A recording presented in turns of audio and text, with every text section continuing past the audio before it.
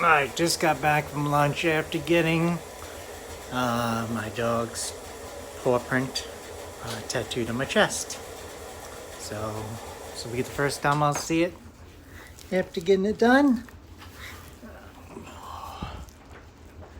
There we go, look at that. Up.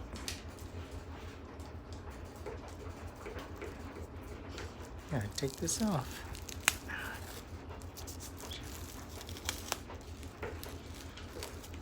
There it is. There's my little baby Sookie's paw print. It's not meant to be perfect.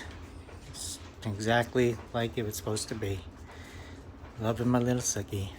So, thanks for watching. And yeah, I will put up a video on something else soon. Later.